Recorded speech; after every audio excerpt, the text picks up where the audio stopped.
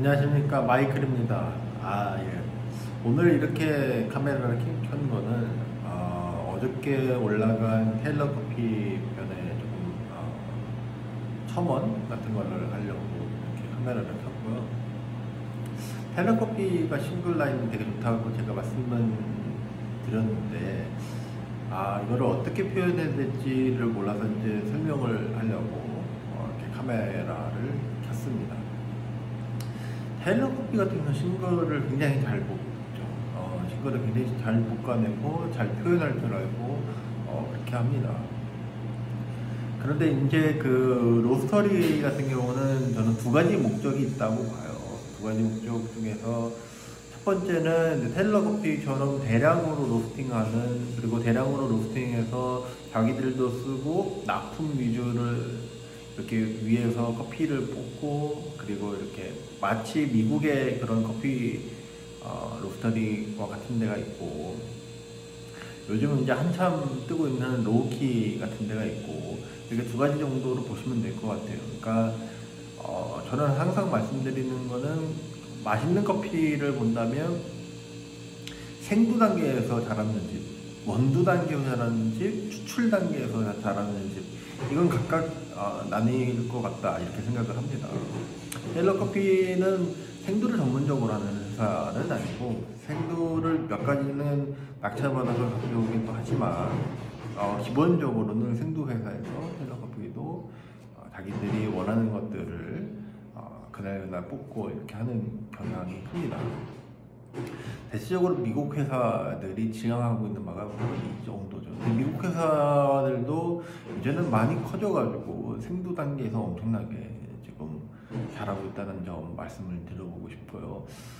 그러니까 예를 들어서 나무 사이로라든지 리브레랑은 조금 다른 개념의 커피를 한다, 이렇게 보시면 되거든요. 리브레나 나무 사이로는 생두 단계에서 워낙 잘하고 있고, 그러나 리브레의 생두를 저는 이렇게 생각해요. 딥블루 레이크가 제일 잘하고 있다. 원두 단계에서는 딥블루 레이크가 제일 잘하고 있다 생각을 하고, 그리고 추출이나 이런 것도 딥블루 레이크가 워낙 신경을 잘 써서 하고 있다 보니까, 생두 단계에서 잘하는 컴퍼니가 있다면 원두 단계, 추출 단계, 브루잉 단계에서 잘하는 컴퍼니들이 각각 다르다, 이렇게 말씀을 드려볼 수 있을 것 같아요. 그런 점에서는 원두 단계로 이제 이야기를 한다면, 테일러 커피의 싱글 라인이 좋다는 것은 원두 단계에서 정말 극강으로 뽑아낸다, 이렇게 생각을 합니다. 예전에 2011년도 같은 경우에는 2011년도에 가장 마셨던 커피 중에서 제일 맛있게 마셨던 거는 나무 사이로에서 뽑은 두 가지죠. 90플러스에서 제공한 펄시랑 줄리엣. 그 중에서 저는 줄리엣을 가장 맛있다고 평가했습니다. 제가 당시에 98점을 줬고요.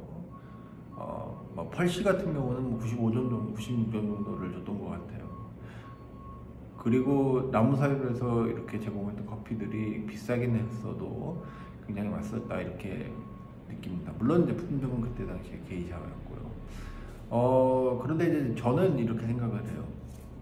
그때 당시에 마셨던 그 펄시, 줄리엣이 평균적으로 95점, 97점, 98점 제가 이렇게 줬는데, 테일러 커피가 볶았던 에티오피아 샤키소가 제가 93점을 줬습니다. 그 정도로 극강의 맛을 자랑하죠. 그러니까 그 정도 할 수 있는 데는 지금도 몇 군데 없고요. 테일러 커피나 정말 몇 군데 없고, 근데 지금 여러분들이 드시면 여기가 98점이라고 93점이라고 이렇게 오해할 수 있는데, 그거는 2011년도에 한해서 이야기를 드려보는 겁니다.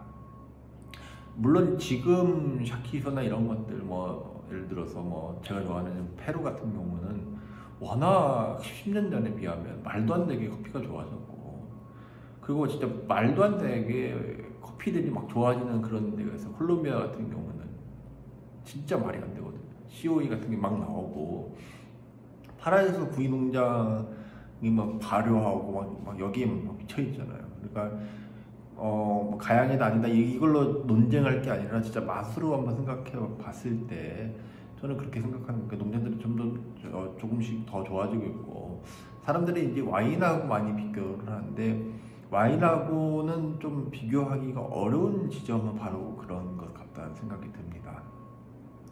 와인은 이제 올드 빈이라서 올드 빈티지가 있고 영 빈티지가 있죠. 두 개가 있는데 영 빈티지는 이제 나온 지 얼마 안 된 거고 올드 빈티지는 뭐 20년, 30년 된 걸 올드 빈티지, 올드 빈 이렇게 불러서 먹는데 예를 들어 1990년에 이제 생산한 것들 뭐 이렇게 얘기합니다. 위스키랑 비슷하다고 보시면 되죠. 이제 희귀성하고 그만큼 맛있다라는 그리고 그 당시에 평가했을 때 막 99점, 98점 막 이런 것도 많고 그리고 지역별로 나누고 거기도 팜별로 나누고 밭이라고 하죠. 밭별로 나누고 이렇게 하는데 요즘에 예를 들어서 농장별로 나누잖아요. 커피를 뭐 파라이스 구이 농장이라든지 제가 이름은 지금 기억 안 나는데 에듀페 이디도의 나무 사이로에서 이번에 가져온 바라분투와 분투인가 아무튼 농장이 있습니다. 그 농장은 시어머니와 며느리가 하는 농장입니다. 그러니까 그 농장의 농장주가 두 명이 나는 거죠. 그래서 이렇듯 굉장히 이제는 굉장히 디비전을 신경 써서 하기 때문에 이런 점 좋아지고 그리고 요즘에 보면은 아마 이디도 커피가 제가 알기로는 74 하나나 둘 뭐 이렇게 될 거예요. 품종이 옛날에는 뭐 예를 들어 에디오피아 뭐 고유 품종이 뭐 이렇게 부르기도 하고 사실은 원종이라는 말도 쓰고 이제 그렇게 하는 게 맞는데 요즘은 그만큼 좀 스페시픽을 이제 좁혀가지고 디비전 넓히는 거를 커피에서도 추구를 합니다. 그래서 이제 농장별로 밭별로 이렇게 하고 그 다음에 농부별로도 하고 이렇게 하는 거. 그러니까 그만큼 세분화되고 그만큼 뭐랄까 지식이 넓어지고 지식의 어떤 깊이가 깊어지고 하다 보니까 조금 아쉬운 점은 예를 들어서 빈티지를 부활시킬 수 있다고 하면 저는 지금 2011년 빈티지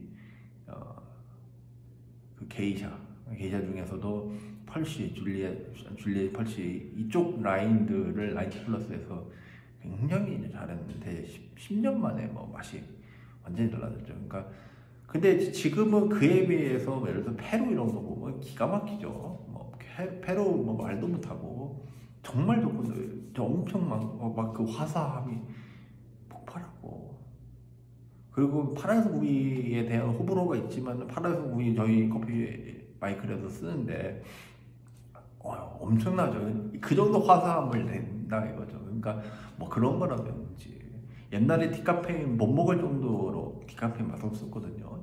근데 이제 요즘에 보면은 콜롬비아 디카페인 같은 거 이런 거 뭐 엄청 좋거든요. 그 다음에 샤키슈도 뭐 디카페인으로 나오는 것도 있고, 그러니까 디카페인을 만드는 방법도 되게 다양해졌고 디카페인 자체도 굉장히 늘어나고 있고 품종 자체도 늘어나고 있고 품종 교배도 하고 있고 품종끼리 막 블렌딩을 하고도 그러거든요.